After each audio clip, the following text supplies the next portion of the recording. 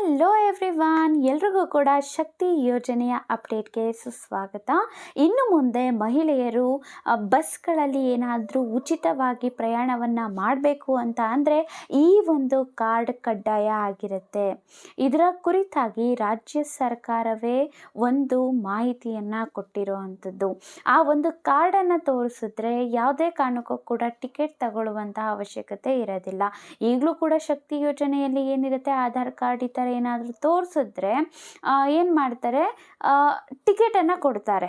ಅಂದರೆ ನೀವು amount pay ಮಾಡೇ ಇಲ್ಲ ಅಂದರೂ ಕೂಡ ನಿಮಗೆ ಟಿಕೆಟ್ ಅನ್ನುವಂಥದ್ದು ಸಿಗುತ್ತೆ. ಆದರೆ ಈ ಒಂದು ಕಾರ್ಡ್ ಇದ್ದರೆ ನೀವು ಟಿಕೆಟ್ ತಗೊಳ್ಳೋ ಅವಶ್ಯಕತೆಯೇ ಇರೋದಿಲ್ಲ. ಹಾಗಾದರೆ ಯಾವುದು ಆ ಒಂದು ಕಾರ್ಡ್, ಯಾವಾಗ ರಾಜ್ಯ ಸರ್ಕಾರ ಇದ್ರ ಬಗ್ಗೆ ಹೇಳ್ತು, ಪ್ರತಿಯೊಂದನ್ನು ಕೂಡ ಡೀಟೇಲ್ ಆಗಿ ಹೇಳ್ತೀನಿ. ಹಾಗಾಗಿ ಯಾರು ಕೂಡ ಎಲ್ಲೂ ಕೂಡ ಸ್ಕಿಪ್ ಮಾಡ್ದಲೆ ವಿಡಿಯೋನ ಸಂಪೂರ್ಣವಾಗಿ ನೋಡಿ.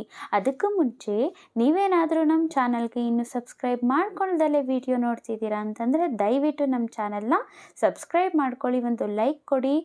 ಸೊ ದ್ಯಾಟ್ ಇನ್ನೂ ಕಂಟಿನ್ಯೂಸ್ ಆಗಿ ನಿಮಗೆ ಅಪ್ಡೇಟ್ಗಳನ್ನು ಕೊಡೋದಕ್ಕೆ ನಮಗೂ ಕೂಡ ಮೋಟಿವೇಶನ್ ಸಿಗುತ್ತೆ. ಇನ್ನು ನಾನು ಟೈಮ್ ವೇಸ್ಟ್ ಮಾಡೋದಿಲ್ಲ ಸ್ನೇಹಿತರೆ, ಡೈರೆಕ್ಟಾಗಿ ವಿಷಯಕ್ಕೆ ಬರ್ತೀನಿ. ಹೌದು, ಈ ಒಂದು ಕಾರ್ಡ್ ಏನಾದರೂ ಇತ್ತು ಅಂತ ಅಂದರೆ ನಿಮಗೆ ಏನು ಮಾಡ್ತಾರೆ ಅಂತ ಅಂದರೆ ಟಿಕೆಟ್ ತಗೊಳ್ಳುವಂತಹ ಅವಶ್ಯಕತೆ ಇರೋದಿಲ್ಲ. ನಾನು ಇದೇ ಒಂದು ವಿಡಿಯೋದೊಳಗಡೆ ಈ ಒಂದು ಕಾರ್ಡ್ ಹೇಗೆ ಮಾಡಿಸೋ ಅಂಥದ್ದು, ಏನಾದರೂ ಮಾಡಿಸ್ಬೇಕಾ, ಯಾರು ಕೊಡ್ತಾರೆ, ಇದನ್ನು ಯಾವಾಗಿಂದ ಮಾಡಿಸ್ಬೇಕು, ಎಲ್ಲವನ್ನು ಕೂಡ ಡೀಟೇಲ್ ಆಗಿ ಹೇಳ್ತೀನಿ. ಮೊದಲಿಗೆ ಈ ಒಂದು ಕಾರ್ಡ್ ಯಾಕೆ ಅಂತ ಅಂದರೆ, ಇವಾಗ ನೋಡಿರಬಹುದು ಬಸ್ಗಳಲ್ಲಿ ಕಂಡಕ್ಟರ್ ಮತ್ತು ಮಹಿಳೆಯರ ನಡುವೆ ಜಗಳ ಅನ್ನುವಂಥದ್ದು ಆಗ್ತಾ ಇರುತ್ತೆ.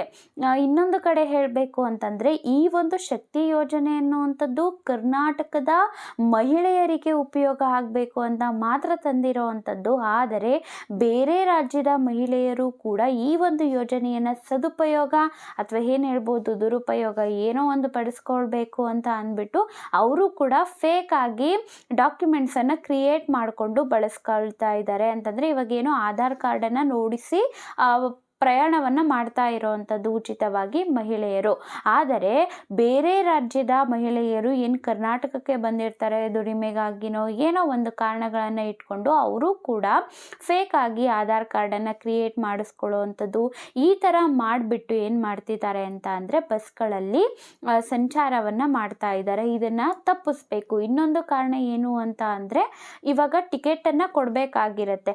ಈ ಒಂದು ಫ್ರೀಯಾಗಿ ಏನಾದರೂ ಕೊಡಬೇಕು ಅಂತಂದರೆ ಸ್ಥಳವನ್ನು ಪರೀಕ್ಷಿಸಬೇಕಾಗಿ ಇರುತ್ತೆ. ಒಂದು ಗುರುತಿನ ಚೀಟಿ ಒಳಗಡೆ ಆಗಿರಬಹುದು, ಒಟ್ಟಿನಲ್ಲಿ ಏನು ಕೊಟ್ಟಿರ್ತಾರೆ ಅದರೊಳಗಡೆ ಸ್ಥಳ ಪರಿಶೀಲನೆ ಕೂಡ ಮಾಡಬೇಕಾಗಿ ಇರುತ್ತೆ.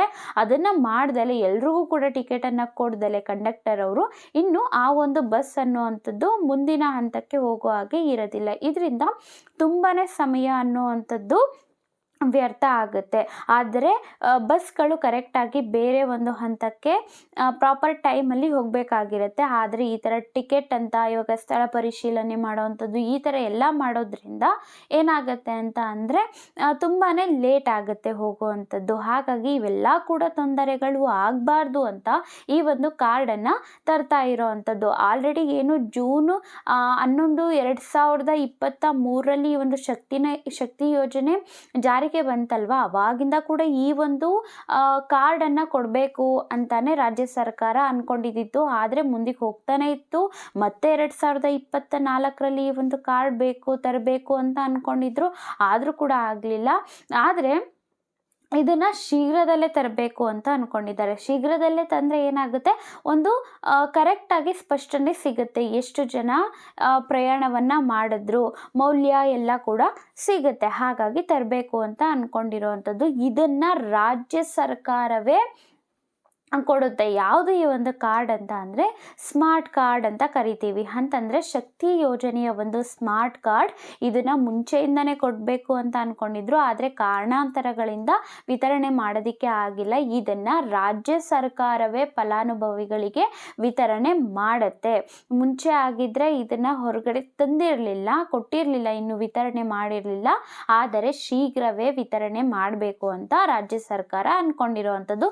ಇದನ್ನು ನಾವೇನು ಮಾಡಿಸುವಂಥ ಅವಶ್ಯಕತೆ ಇಲ್ಲ. ಆದರೆ ರಾಜ್ಯ ಸರ್ಕಾರವೇ ವಿತರಣೆ ಮಾಡುತ್ತೆ ಅಂತ ಮಾಹಿತಿ ಸಿಗ್ತಾ ಇರೋವಂಥದ್ದು. ಇದಿಷ್ಟು ಆಗಿತ್ತು ಸ್ಮಾರ್ಟ್ ಕಾರ್ಡ್ ಕುರಿತಾಗಿ. ಮಾಹಿತಿ. ಇನ್ನೂ ಹೆಚ್ಚಿನ ಮಾಹಿತಿಗಳು ನಿಮಗೆ ಬೇಕು ಅಂತ ಅಂದರೆ ಸಬ್ಸ್ಕ್ರೈಬ್ ಮಾಡ್ಕೊಳ್ಳೋದನ್ನು ಮರಿಬೇಡಿ. ಮತ್ತು ಈ ಒಂದು ಸ್ಮಾರ್ಟ್ ಕಾರ್ಡ್ ಕುರಿತಾಗಿ ನಿಮ್ಗೇನನ್ಸುತ್ತೆ, ನಿಮ್ಮ ಅಭಿಪ್ರಾಯವನ್ನು ಕೂಡ ಕಮೆಂಟ್ನಲ್ಲಿ ತಿಳಿಸಿ ಅಂತ ಹೇಳ್ತೀನಿ. Thank you.